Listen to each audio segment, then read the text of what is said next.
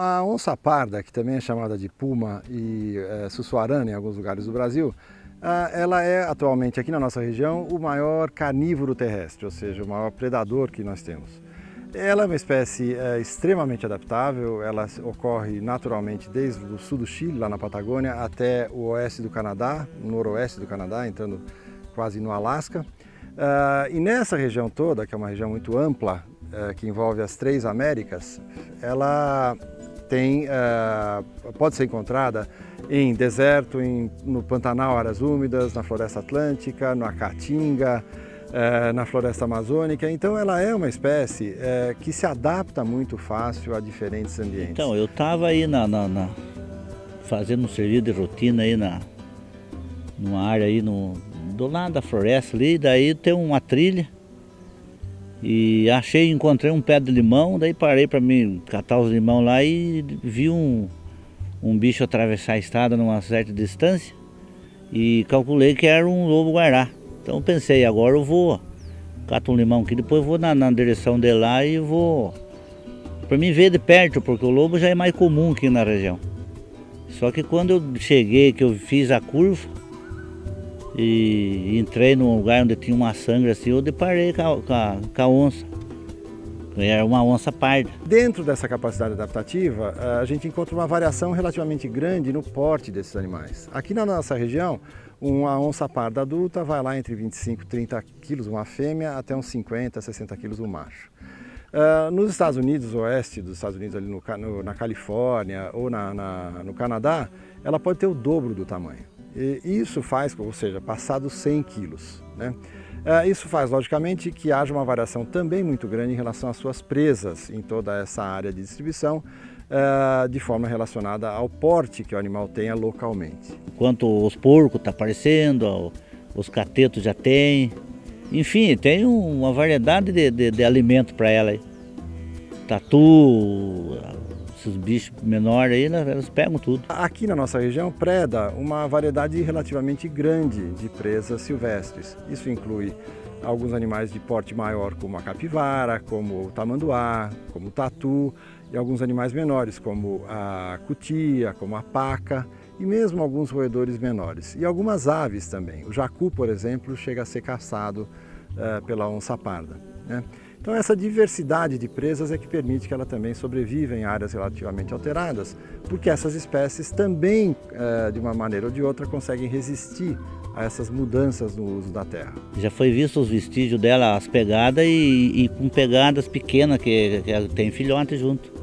Todo gato se reproduz facilmente, em geral, isso é uma regra, com poucas exceções, e ela não foge a essa regra. A onça parda ela alcança a maturidade sexual lá de 2 até 4 anos. A gestação é de cerca de 3 meses, um pouco menos, um pouco mais, e pode ter de 1 a 6 filhotes, e acaba se reproduzindo quase todo ano. Com certeza ela tá se dando bem na região, porque antigamente tinha muito nego, os predadores, e agora não está tendo mais, a polícia está batendo mais, então eles não estão dando espaço para as onças também. Agora, essa capacidade de adaptação ao ambiente em que há a presença marcante do homem leva eventualmente à ocorrência de alguns conflitos. Em algumas regiões, a onça parda é acusada de predação sobre bezerros e principalmente sobre ovelhas, aqui no estado de São Paulo e em estados da região sudeste. O que os nossos estudos nos permitiram concluir é que essa predação, quando se dá em bovinos, se dá principalmente em filhotes, em bezerros. Raramente animais acima de 8 meses são predados. E ela se dá também próximo às áreas de mata, em pastos próximos às áreas de mata. Quase nunca uma onça parda entra numa fazenda de criação de bovinos no pasto lá no meio dela para capturar um bezerro. Então o manejo dos bovinos em áreas de ocorrência da espécie deve levar isso em conta, ou seja, levar em conta a distribuição espaço-temporal da predação, de maneira a evitar o contato da onça com os bovinos. Mas ela tem um papel importantíssimo aqui nas nossas condições, exatamente como predador. Ela controla a população desses animais, que poderiam se tornar por si só pragas de culturas agrícolas ou transmitir doenças a humanos, né, como acontece principalmente com alguns roedores. Então ela tem um papel extremamente significativo na dinâmica desses ecossistemas que incluem agroecossistemas, essas paisagens agrícolas.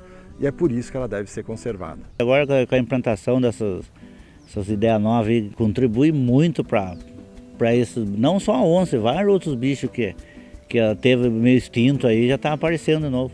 Ela representa aquilo que talvez seja a herança que nós temos para deixar para as próximas gerações em termos de diversidade biológica do topo da cadeia trófica.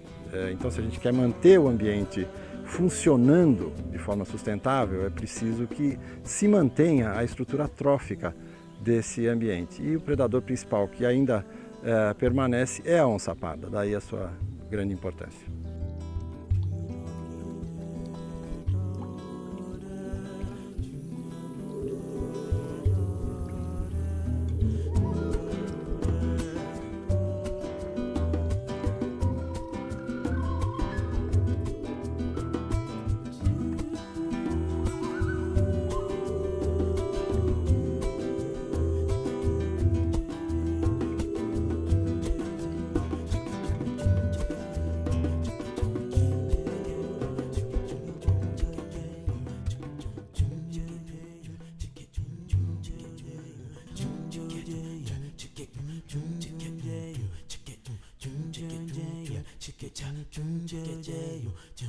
Chum